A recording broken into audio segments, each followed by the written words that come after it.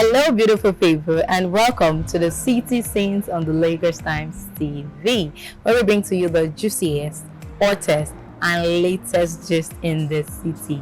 I am Tabitha, your host through this amazing journey. But before we dive right in, let's take a quick break.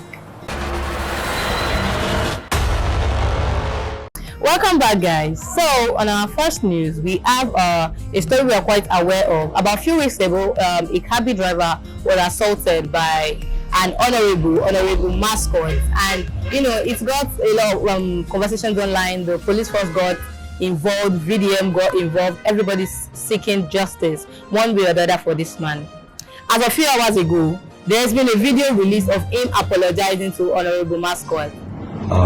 My name is Steven. I'm actually the boat driver that had a misunderstanding with Right Honorable Mascot Igwechi some days ago. I still actually want to apologize to him that I'm sorry for whatever I must have said or must have done to have provoked him to that level of. We could clearly see in the video that went viral of him not saying anything. He didn't say anything provocative. It was the man that was assaulting and hitting him. But now we have it again that he is apologizing for provoking him, and he's saying to Aries, to women, that God forgives, so humans should forgive. From where to where, we really need to understand what went down and how he got to be apologizing about something he was not guilty of. VDM came on board, obviously VDM to react to the whole happening, and VDM said when the whole matter happened, they asked for a compensation because they didn't want it to escalate the way it was before. That he asked for a compensation of 20 million naira and a Corolla car for him to continue his Uber driving. But they beat down the compensation and said, okay, they're going to pay like about 5 million naira and a Corolla car. It was after too much dragging back and forth, it was eventually accepted. And VDM said they were giving him the money bit by bit, so the money completed 5 million naira. But about the car, he was not aware of it. Eventually, he was given the car, and he was not even aware about the progress of the whole case until he himself was surprised that the guy was apologizing online for provoking Honorable Mascot. Guys, I am as confused as you are. What is really happening between this whole saga? We need a proper explanation or investigation. Even the police force said, according to the police, they said one of the policemen said he's happy that the whole case did not happen when the guy was still in cell. That if it happened while he was still in cell, they will put the blame on the police force. But truthfully, even the police force is quite, how will I say, they are in the dark about this issue. What really went down between the Cabbie driver and Honorable Mascot? My dear Nigerians, how are we coping with this lack of electricity everywhere, here and then? National grid is always collapsing. In this year 2024, how many times has national grid collapsed? In my own case, I think I'm counting 7. But maybe I'm miscounting. Some people are even counting 10. I mean, what is really happening? For the past 2 weeks, some people do not have electricity. 2 weeks. I can't even start talking about people that don't have electricity for like 7 days or so.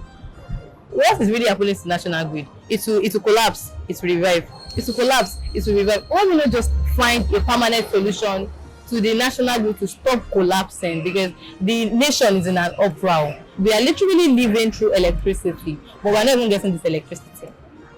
But then our Twitter people, we netizens, we would always catch clues in every position. Now let us read what people are talking about on Twitter about this our national grid. Let's start with, this one cracks me up a little bit and said, "Dear GWR," that's the Guinness Book of Record. He said, application for the record of the most national grid collapse in a single country. Our nation needs, how will I say it, a Guinness Book of Record, because I believe that our nation is where the national grid has collapsed more than 5 times in just 1 year. Still bringing us, somebody said, to fix the national grid, we must fix the national grid. To fix the national grid, we must fix the national grid. That makes a whole lot of sense. Okay, someone said, national grid be one collapse just now. Be like say they revive with antidotes. Because every single moment, bow. How are you people coping in this nation? Our federal government, people in charge of the electricity in this nation, please find a permanent solution to the national grid. Thank you. A married Nigerian man has been arrested in the UK for allegedly having an inappropriate conversations with a minor. I mean, this issue, I can say it is becoming more rampant and more serious about adults having conversation or interactions that are inappropriate with minors. It is literally in Nigeria, it is all over the world, and this one is just a very, very crazy story. Now let me read it according to the report. A 43-year-old Nigerian man, identified as Abimbola David, has been taken into custody by the London police after allegations of inappropriate communication with a minor. He's married with 2 kids, 43-year-old man. According to the report from Saving Our Children's Future, Abimbola, who is married with 2 children, and on a student visa, was accused of interacting with a 14 years old, obviously a minor, online, and making inappropriate requests. I mean, we can wrap our head around inappropriate requests. The girl reported him with evidences leading to his arrest. In response, Abimbola claimed he was unaware of her age and expressed surprise at her presence on the platform. I never knew that. I never knew. She told you she's 14. That's I didn't believe. Sorry. You didn't once say that you didn't believe. I don't believe. No, but you didn't. But when we think about this properly, I believe before you start having some sort of conversation with the opposite gender, you should be quite aware of the person's age, if they are of age to have that conversation or to be in that kind of conversation with you, regardless of how the person looks like. I mean, kids of nowadays are getting more bigger than they seem to look. They are so young, but their body is quite big enough for them not to even know, for people not to know their real age. It's just only right for people to be aware of the age of the opposite gender before you build a conversation. I hope a better investigation and interrogation is being held about this matter, so we can really know what went on, if he was actually aware or he was not aware of her age.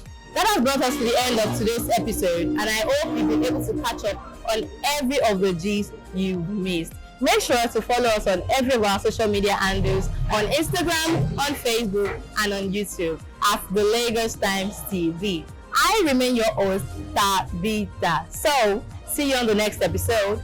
Bye. Toodoo.